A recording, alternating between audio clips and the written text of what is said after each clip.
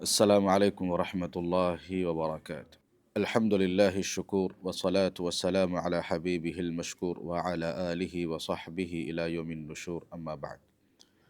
عن أبي هريرة رضي الله عنه قال: سمعت رسول الله صلى الله عليه وسلم يقول: تفضل صلاة الجميع صلاة أحدكم وحده ب25 جزءا، وتجتمع الملائكة الليل وملائكة النهار في صلاة الفجر. ثم يقول أبو هريرة: فاقرؤوا إن شئتم إن قرآن الفجر كان مشهودا، متفق علیہ۔ ابو ہریرہ رضی اللہ عنہ نے کہا کہ میں نے نبی کریم صلی اللہ علیہ وسلم کو فرماتے ہوئے سنا کہ با جماعت نماز اکیلے پڑھنے سے 25 درجہ زیادہ بہتر ہے، اور رات و دن کے فرشتے فجر کی نماز میں جمع ہوتے ہیں۔ پھر ابو ہریرہ رضی اللہ عنہ نے فرمایا کہ اگر تم پڑھنا چاہو تو سورہ بنی اسرائیل کی آیت پڑھو: ان قرآن الفجر کان مشہودا، یعنی فجر میں قرآن پاک کی تلاوت پر فرشتے حاضر ہوتے ہیں۔ ابو ہریرہ رضی اللہ عنہ سے روایت ہے، رسول اللہ صلی اللہ علیہ وسلم نے فرمایا: ان اثقل صلاة على المنافقین صلاة العشاء وصلاة الفجر ولو يعلمون ما فيهما لأتوهما ولو حبوا ولقد حممت أن آمر بالصلاة فتقام ثم آمر رجلا فيصلي بالناس ثم انطلق معي برجال معهم حزم من حطب إلى قوم لا يشهدون الصلاة فأحرق عليهم بيوتهم بالنار۔ منافقین پر سب سے بوجھل اور سب سے زیادہ مشقت والی نمازیں عشاء اور فجر کی ہیں۔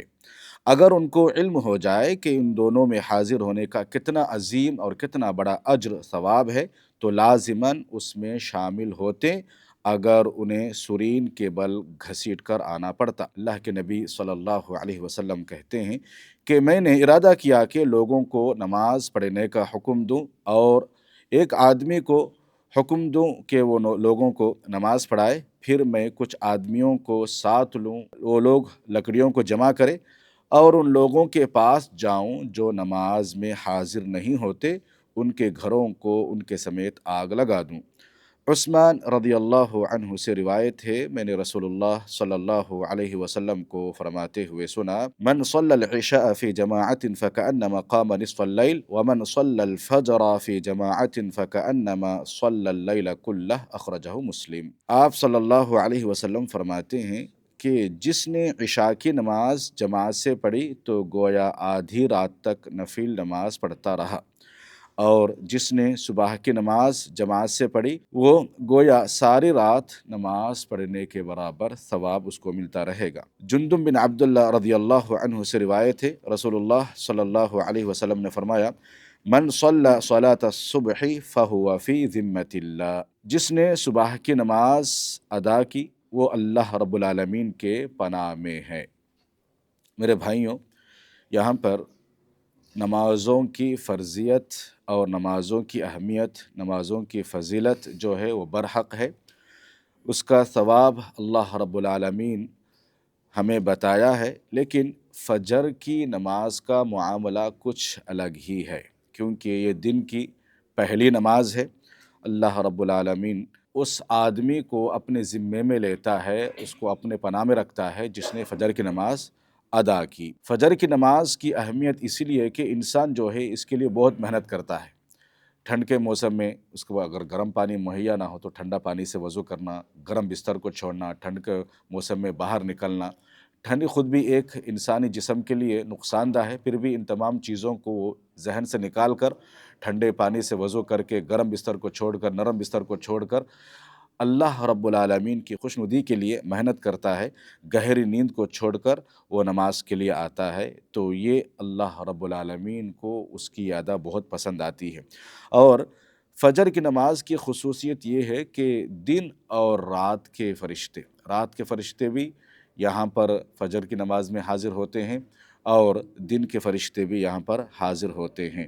اللہ رب العالمین نے بندوں پر اتنا بڑا مہربان ہے، جس نے عشاء کی نماز جماعت سے ادا کی تو اس کو آدھی رات تک نفل نماز پڑھنے کے برابر ثواب اللہ تعالیٰ دے رہا، امام کے ساتھ پڑھیں گے تو۔ اور وہی آدمی عشاء کی نماز با جماعت ادا کیا پھر وہی آدمی فجر کی نماز باجماعت ادا کرتا ہے تو گویا کہ پوری رات